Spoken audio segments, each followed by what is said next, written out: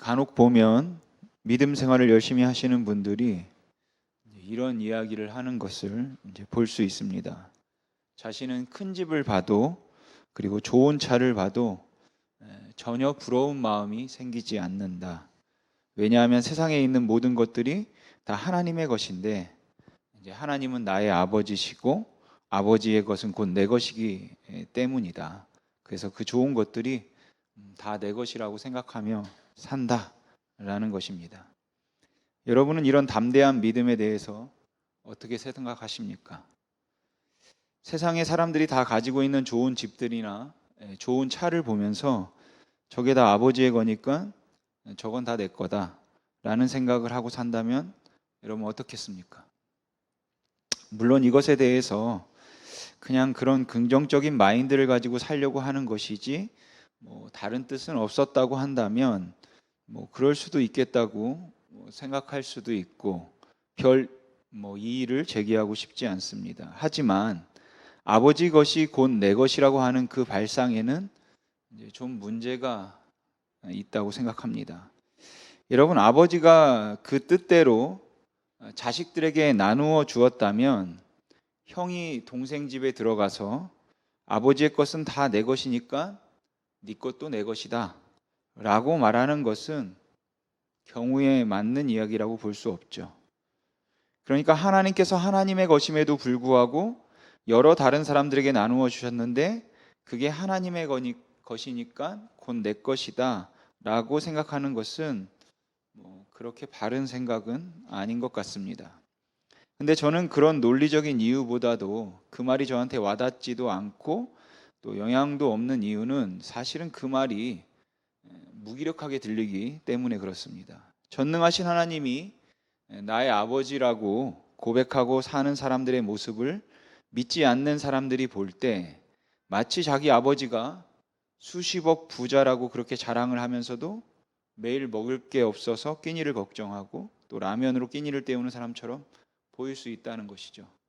그러니까 하나님을 믿는 사람들이 전능하신 하나님이 나의 하나님이시고 하나님이 소유하신 모든 것을 나에게 주셨으니 모든 것이 곧 내 것이다 라고 이야기를 하면서도 가난하고 또 궁핍하게 살아가면 그걸 믿지 않는 사람들이 볼 때는 그러한 고백 자체가 그리고 그 믿음 자체가 너무 궁색해 보인다는 것입니다.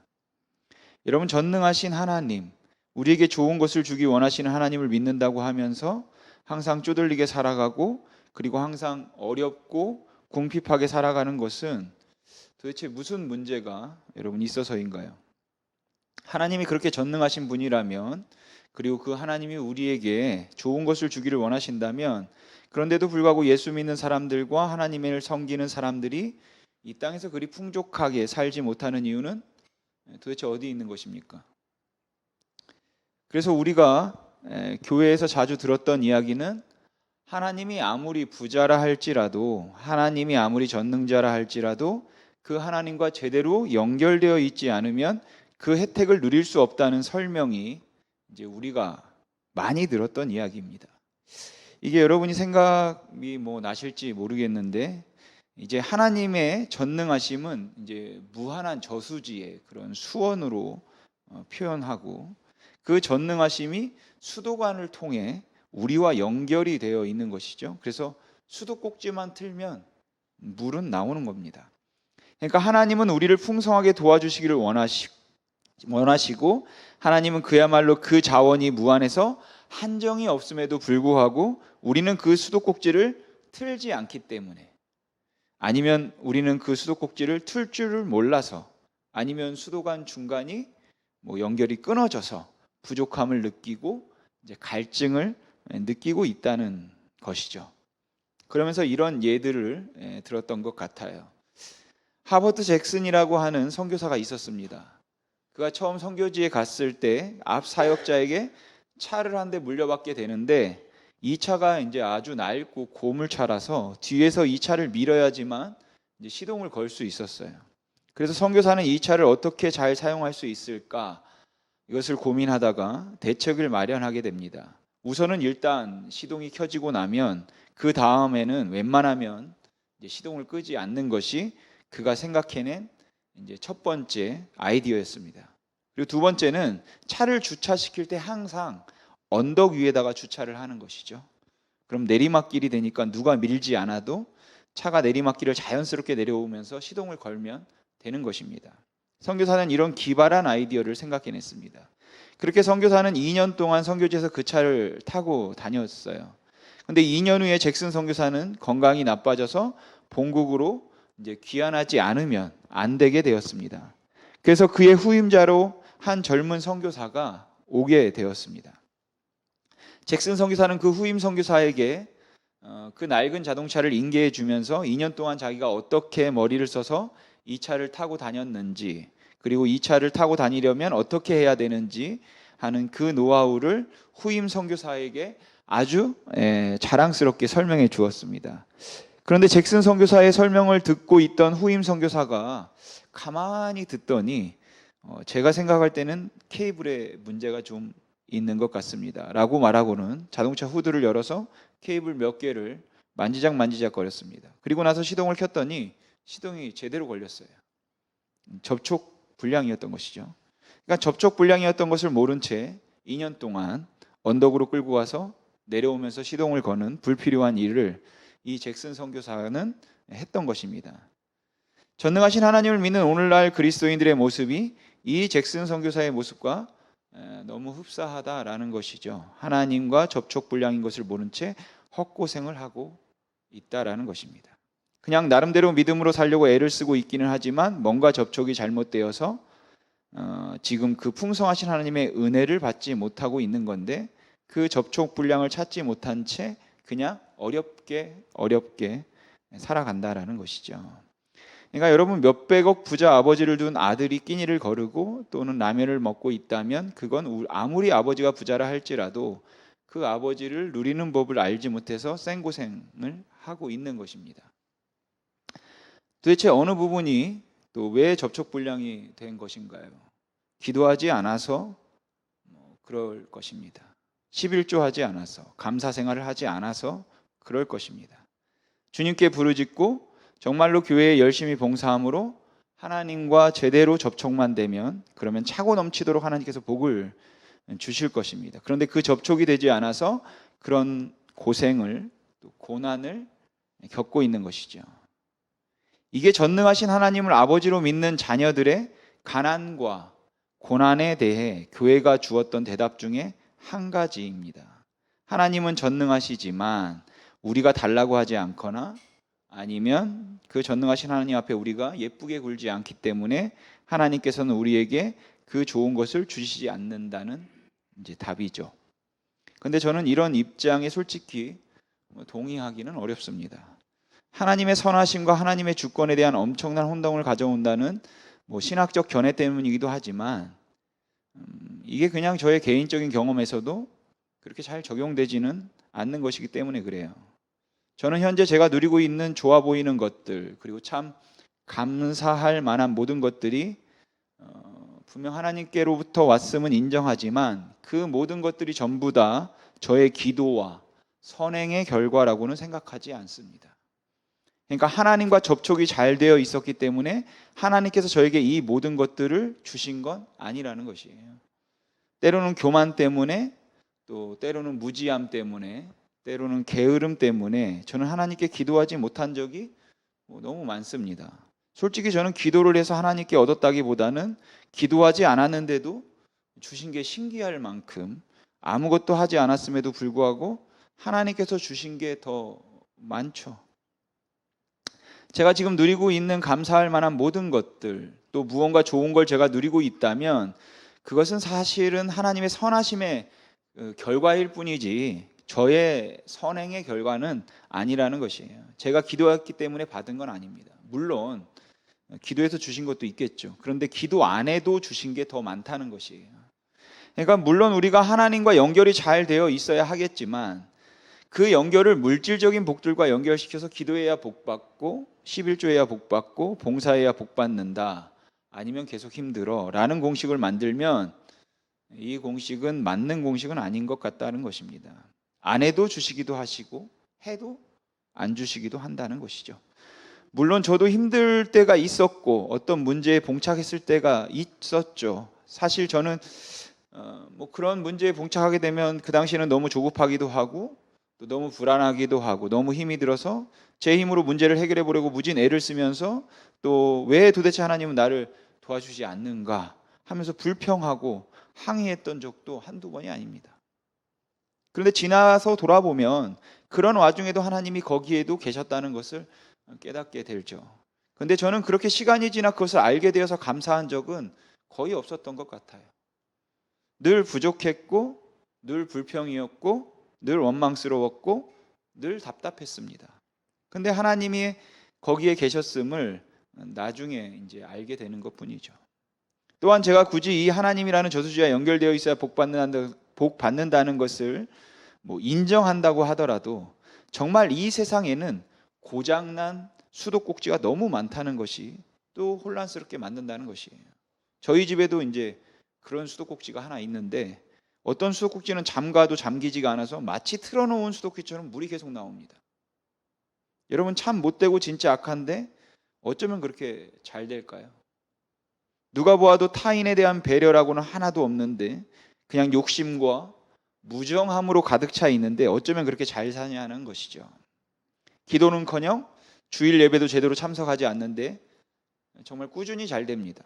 사업을 하는 것마다 잘 되고 손을 대는 것마다 돈을 벌어서 정말 넉넉하게 살아가는 그 모습을 보면 누가 봐도 정말로 악한 사람이라고 생각이 되는 사람인데 그 형통하는 모습은 도대체 이해가 안 되는 거죠. 그래서 악함에도 불구하고 형통하는 모습을 볼 때마다 혼란스러움이 생깁니다.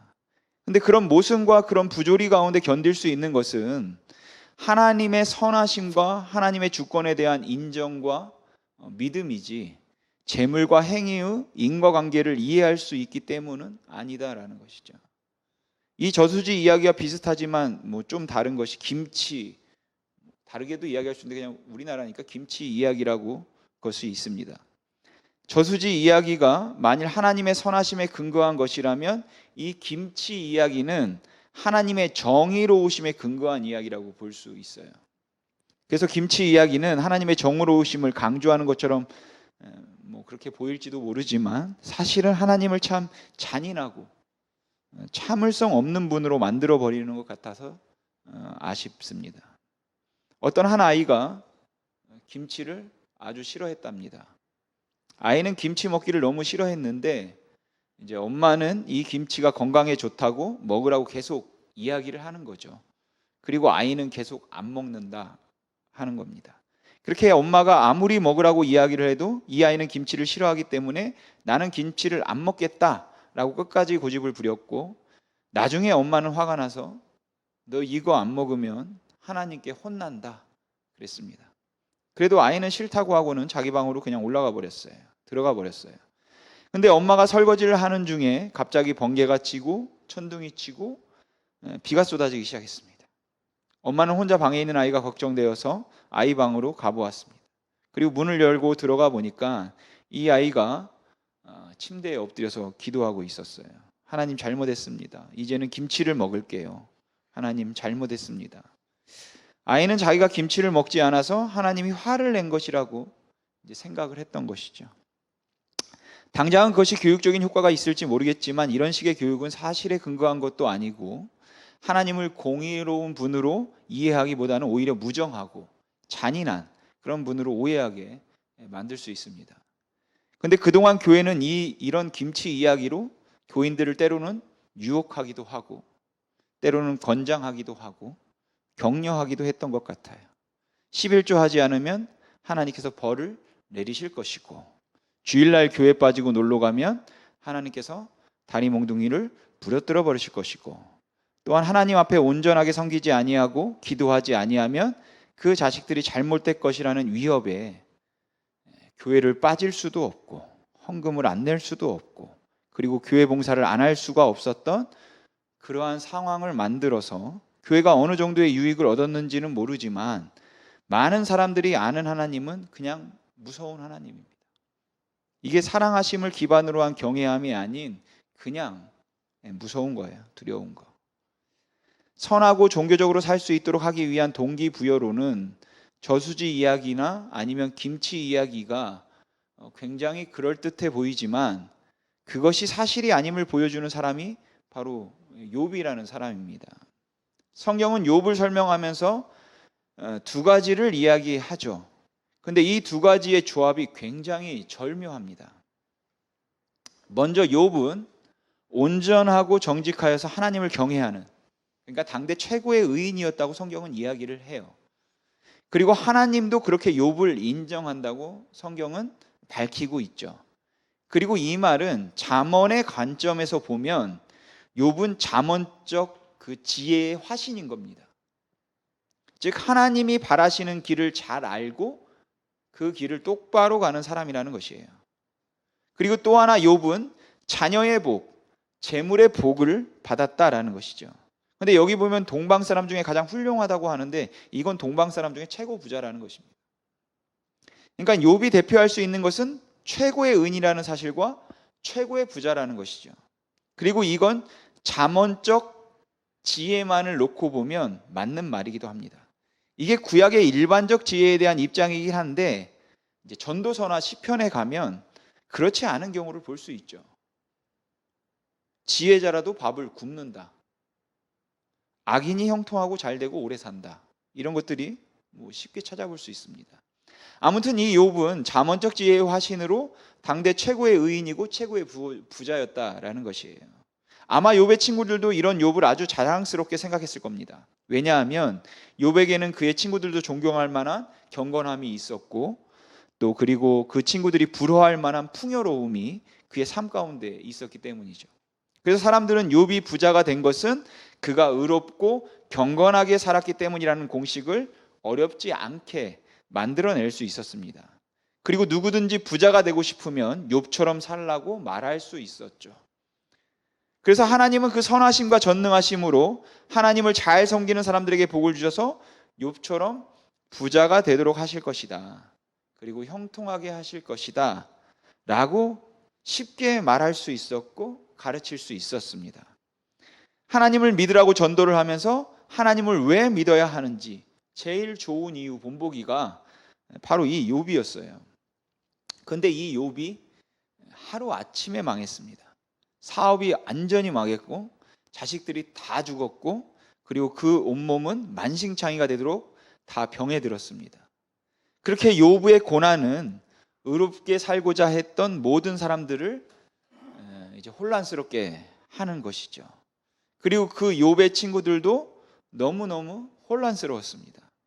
하지만 그 친구들은 자기들이 가지고 있던 그 신학적 전제, 그러니까 하나님은 공의로우셔서 의로운 자를 복주시고 불의한 자들을 심판하셔서 벌하신다 라는 그 신학적 전제, 그러니까 새 친구들은 이제 잠언적 지혜만을 전제하는 것인데 그게 지혜의 전부라고 생각했고 그 전제에는 전혀 문제가 없다라고 생각했습니다.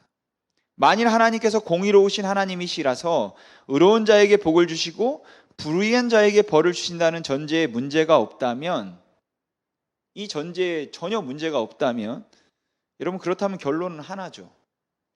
욥이 위선자이거나 아니면 욥이 굉장히 하나님 앞에 하나님을 크게 진노하시게 할 만한 무슨 일을 한 겁니다. 그러니까 친구들이 욥에게 하는 말은 대부분 이 범주에 걸려들어요. 해당되죠. 욥이 저수지와 연결이 안 된 접촉불량이거나 또는 김치를 먹지 않아서 하나님을 진노하게 만들었고 그의 인생이 갑자기 꼬이게 된 것이죠. 그런데 그렇게 주장하는 친구들의 말에 욥은 견딜 수 없이 억울했습니다. 아무리 생각해봐도 하나님을 그렇게 진노하게 할 만한 일을 한 적이 없었죠. 아무리 생각해도 하나님께서 왜 나에게 이렇게 진노하시는지 딱히 생각나는 게 없었다는 것입니다. 그리고 욥기 마지막에 가면 욥이 옳다고 하나님이 인정해 주시는 걸 보면 딱히 그런 일은 없었어요. 여러분 이건 죄가 없었다는 말이 아닙니다. 여러분 아무리 의인이라 할지라도 죄 없는 사람이 누가 있겠으며 구약에서 의인으로 쓰이는 것은 죄가 없다라는 그런 의미는 거의 대부분 아닙니다. 그냥 하나님의 길을 알고 그 길을 똑바로 잘 가는 사람, 그 욥 같은 사람을 바로 이제 의인이다라고 하는 것이죠.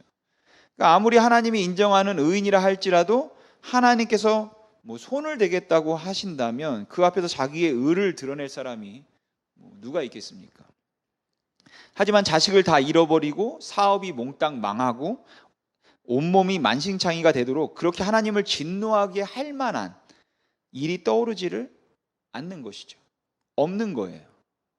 물론 그 하나님의 정의로우심과 거룩함 앞에서 우리 죄인들이 무슨 할 말이 있겠습니다마는, 그래서 욥은 침묵했죠. 괴로웠지만 아무 말도 하지 않았습니다. 그리고 친구들이 찾아서 욥의 죄를 추궁할 때 네가 뭐 잘못한 게 있어서 이런 거니까 뭘 잘못했는지 한번 생각해 보고 회개해라 라고 추궁했을 때 욥은 너무 힘들고 괴로워서 비로소 입을 열어서 그의 결백을 주장하죠. 그런데 그런 욥의 모습이 친구들이 보기에는 이제 교만한 것입니다. 오늘 본문은 그 친구 중에 한 명인 빌닷이라는 사람이 한 말입니다. 오늘 본문에 있는 한 구절은 욥기에서 기독교인들에게 가장 잘 알려져 있는 성경 구절일 것 같아요. 또 비기독교인들조차도 많이 알아서 이 구절을 인용하고 방송에도 막 자막으로 나옵니다. 근데 이 구절은 특히 기독교인들 사이에서 아주 잘 알려진 만큼 가장 많이 오해가 되고 있는 구절이라고 생각됩니다. 사실 성경에는 주옥과 같은 말씀들이 참 많이 있지 않습니까? 주로 그런 말씀들을 모아서 달력을 만들기도 하고 아니면 묵상집을 만들어서 그것을 묵상하기도 하죠. 또 말씀 카드를 만들어서 뽑기를 하기도 하고. 그런데 사실 성경은 스토리가 있는 책입니다.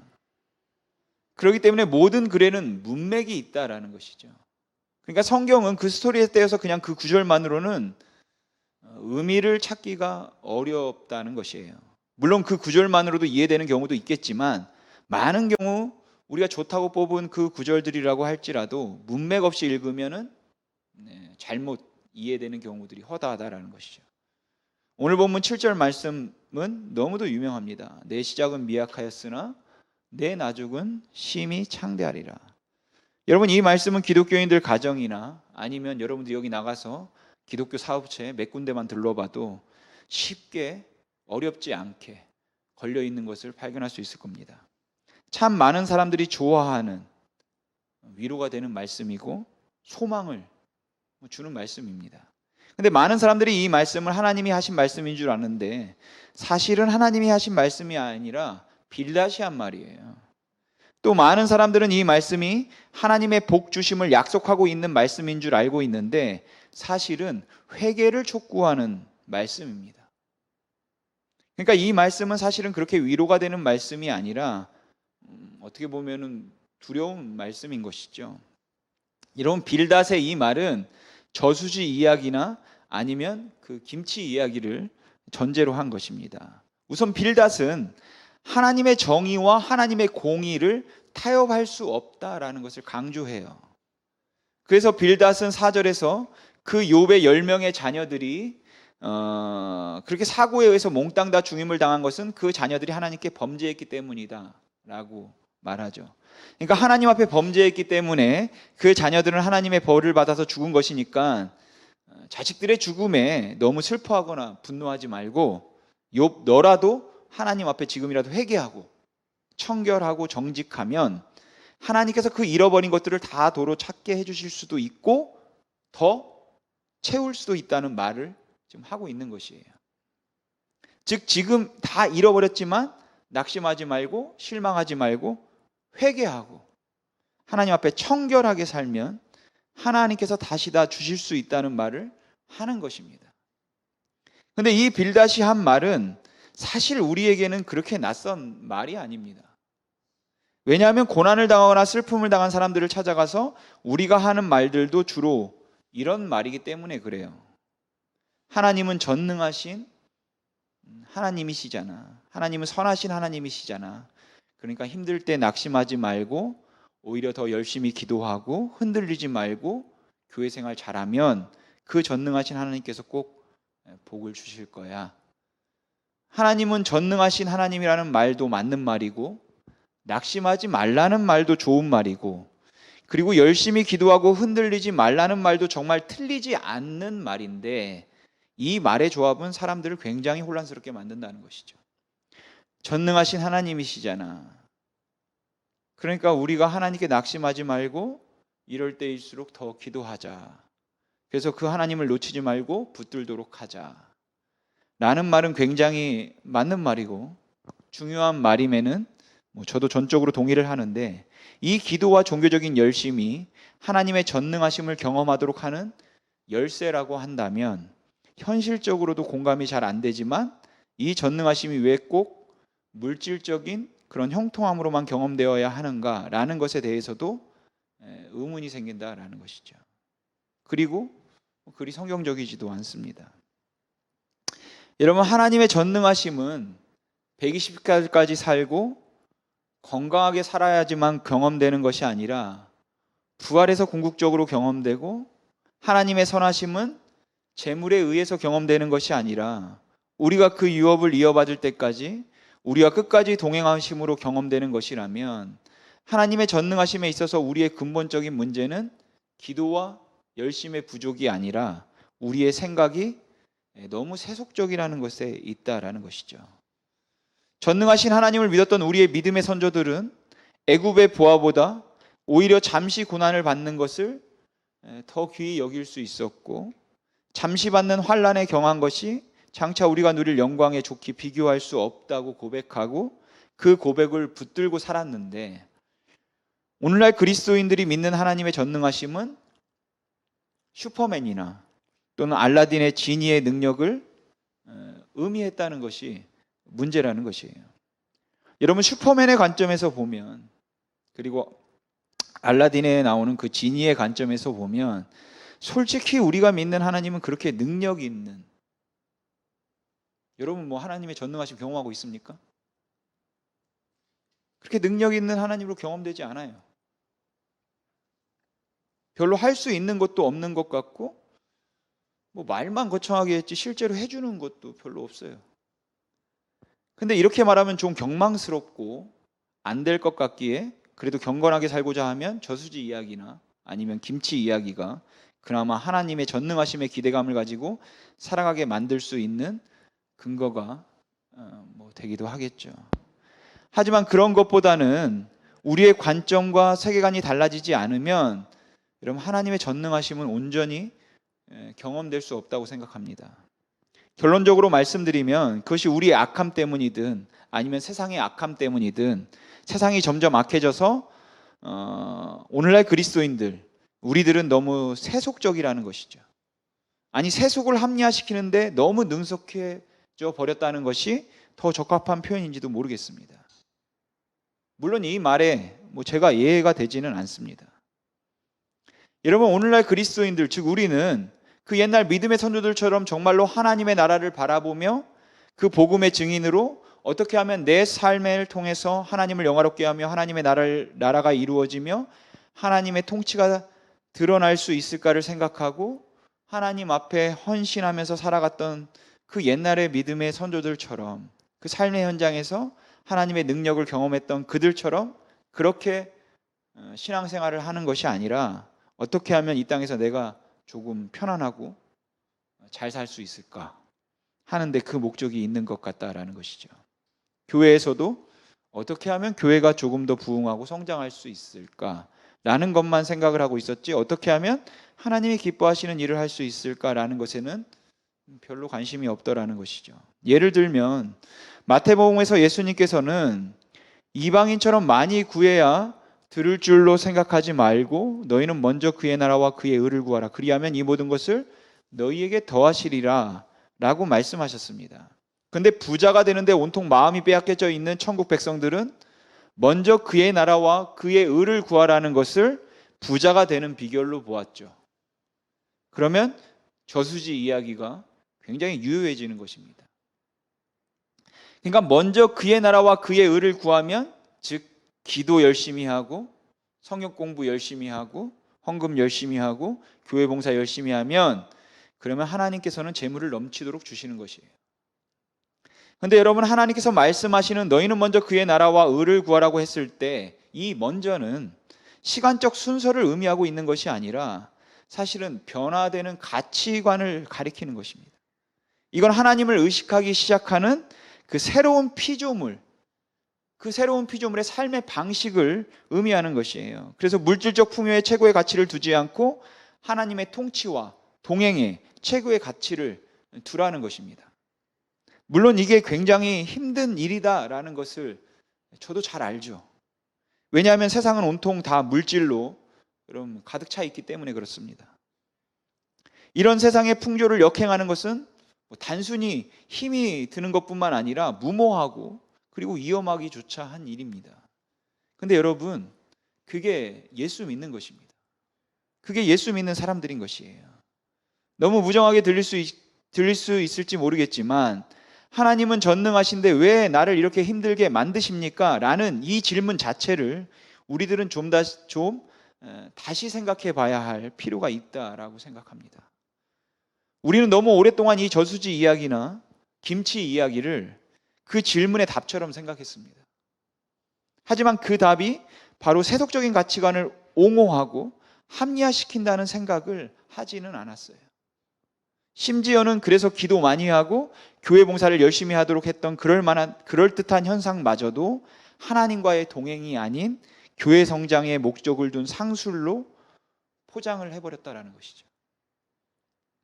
전능하신 하나님을 믿는 그리스도인들이 재물을 어떻게 사용해야 하는지에 대한 고민이 없었기 여러분 때문에 그렇습니다. 전능하신 하나님을 믿는 하나님의 사람들이 어떻게 이 세상에서 그리스도의 제자로 살아야 되는지에 대한 진지한 고민이 별로 없었기 때문에 그렇습니다.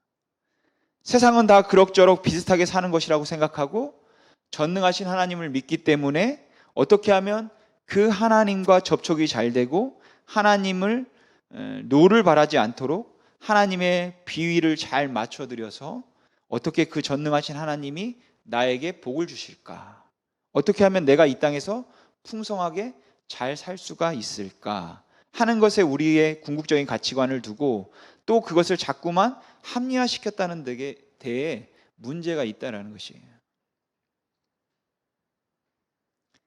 여러분에게 하나님은 왜 전능하신 하나님이십니까?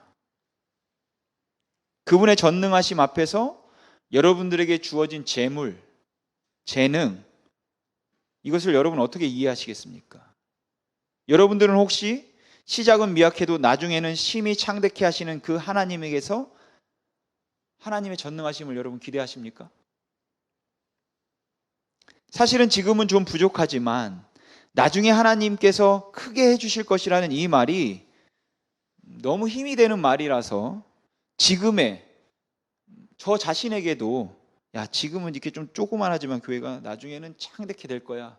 너무 위로가 되는 말이고 또 너무 많은 사람들에게 격려하면서 해주고 싶은 말이라서 마치 이게 하나님의 말씀인 것처럼 오해하고 있지만 이 말은 물질의 형통에 최고로 가치를 두었던 빌다시한 말이었습니다. 교회는 의도적으로 이 말을 하나님의 말씀인 것처럼 가르쳤는데 그 이유가 나중에 심히 창대하게 하시는 영원한 나라에 소망을 두고 살도록 하기 위함이 아니라 그 천국의 소망을 두고 살게 하기 위함이 아니라 물질의 형통에 최고의 가치를 두고 그 물질의 형통함을 공동으로 같이 누리고자 했던 그 교회, 그 세속에 합리하였다는 사실이라는 것이 마음이 아프다라는 것이죠. 우리 같이 고린도후서 6장 9절에서 10절 말씀 같이 한번 읽어보겠습니다. 시작. 무명한 자 같으나 유명한 자요 죽은 자 같으나 보라 우리가 살아있고 징계를 받는 자 같으나 죽임을 당하지 아니하고 근심하는 자 같으나 항상 기뻐하고 가난한 자 같으나 많은 사람을 부요하게 하고 아무것도 없는 자 같으나 모든 것을 가진 자로다. 아멘. 여러분 오늘 교회가 그리고 우리가 바로 이 믿음의 선조들의 고백을 회복할 때라고 생각합니다. 그들은 하나님의 전능하심을 바로 이렇게 경험했습니다. 아무것도 가지지 못했으나 모든 것을 가진 자이고 아무것도 없는 자 같으나 모든 것을 가진 자이며 무명한 자 같으나 유명한 자고 근심이 많은 자 같으나 항상 기뻐하고 가난한 자 같으나 많은 사람을 부요하게 하는 거기에서 그들은 하나님의 전능하심을 경험했다라는 것이에요. 아무리 사는 게 벅차고 힘들어도 그들은 하나님의 선하심을 그렇게 믿었습니다. 그래서 견뎠고, 그래서 복음을 위해서 그들은 다 드렸고, 그래서 그들은 고난 중에도 기뻐할 수 있었습니다. 우리가 고난 중에 기뻐하는 것, 우리가 환난 중에도 감사하는 것, 우리가 비록 연약함 가운데도 하나님이 여전히 전능하시며 선하신 나의 하나님이라고, 그분의 인자하심을 내가 바라보며 내 생명보다 그 인자하심이 낫다고 고백하는 이유가 있다면, 그것은 지금은 미약하지만 결국은 하나님께서 부자 되게 하실 것이라는, 창대케 하실 것이라는 그 이유 때문에 그런 것이 아니라, 그 하나님이 내 하나님이기 때문에, 내 하나님이 되시기 때문에 그런 것입니다. 그 하나님이 내 하나님이라서, 그 하나님이 나의 삶을 지키시는 하나님이셔서, 그래서 그 하나님이 감사해서 하나님의 전능하심을 우리는 고백하고 여러분 노래하는 것이에요. 사랑하는 성도 여러분, 오늘날 우리 교회의 모습과 그리고 우리 자신의 모습들이 얼마나 세속화되어 있는가를 우리가 한번 생각해 볼 필요가 있다고 생각합니다. 이 세속주의라는 단어가 18세기 말 19세기 그 초부터 이렇게 많이 사용되게 되었는데, 세속주의라는 이 단어는 그냥 종교적이지 않은, 아니면 교회적이지 않은 이런 모습을 세속이라고 부르지 않았습니다. 원래 세속주의라는 그 철학적 사고가 만들어질 때는 세속주의라는 것은 종교와 정치를 구분하자는 것이었는데, 종교와 정치를 구분하자는 의도에서 이것을 결국 한마디로 요약을 해보자면, 세속주의는 하나님이 없는 것처럼 종교적 어떤 영향도 받지 말고 살자는 것이었습니다. 이 세상이 전부인 것처럼 살자는 게 세속주의라는 말이에요. 그러니까 아무리 교회를 열심히 나와도, 아무리 기도를 많이 해도 우리는 우리의 기도가 그리고 우리의 믿음의 생활이 세속화될 수 있다는 것이죠. 얼마나 또 세속화되어 수 있는 것을 우리가 볼 수 있다는 것입니다. 내 시작은 미약하였으나 내 나중은 심히 창대하리라 라는 이 말씀에 대한 오해만 보아도 우리가 얼마나 세속화되었는 것을 알 수 있는 것이죠. 세속주의는 하나님이 없는 것처럼, 이 세상이 전부인 것처럼 살아가는 삶의 방식입니다. 우리가 혹시, 그리고 교회가 혹시 너무 세속화된 건 아닌지 우리가 한번 한 주간 여러분 생각해 보고 나를 또 돌아볼 수 있었으면 좋겠습니다. 여러분, 하나님의 전능하심은 미약한 시작이 창대케 되어야 경험되는 것이 아니라, 그냥 우리가 주어진 삶에서 하나님의 통치하심을 인정할 때, 그분의 주권을 인정할 때 여러분 경험되어지는 것입니다. 그걸 잊지 마시고 하루하루를 살아가면서 하나님의 전능하심을 매일의 삶에서 여러분 누리고 맛보시길 주님의 이름으로 소망합니다. 기도하겠습니다.